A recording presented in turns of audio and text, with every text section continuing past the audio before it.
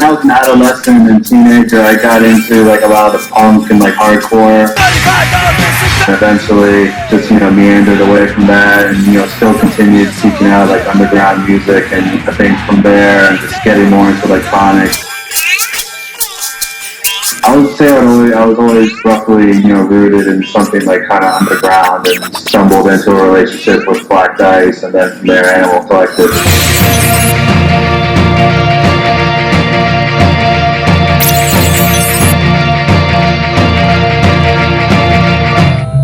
By the end of my time in film school, I was leaning more towards experimental kind of like film and video stuff, and I had been touring with Black Dice, and they asked me if I wanted to start making visual films, just based on my ability to use the technology and being in tune with what their aesthetic was.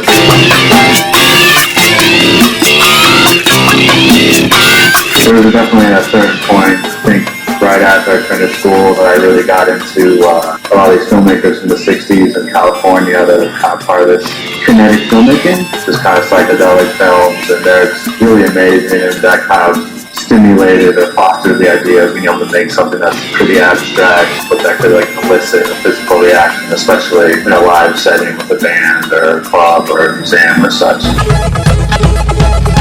I don't have the means or the time to like shoot like original content and material, so I'm just kind of like fishing through everything from like old VHS tapes to like old DVDs, just that, like finding random images that I can use, and that's when I am able to make something new or distinct out of it, is in the editing. So I think you're able to combine these distinctly two different approaches that lends itself to a weird tension, but I like. I think it's a unique feeling, and it kind of is grounded in this 21st century idea of mutated perspectives.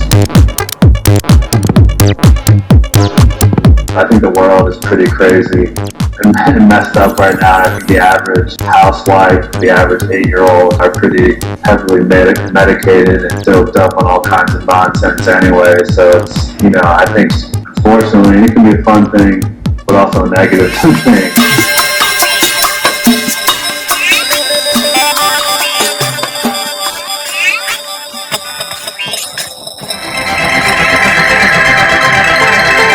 I find myself more inspired by music than I do by other media in general. So it was really, kind of a dream come true for me, as far as, getting to work with one of my favorite bands and, good friends.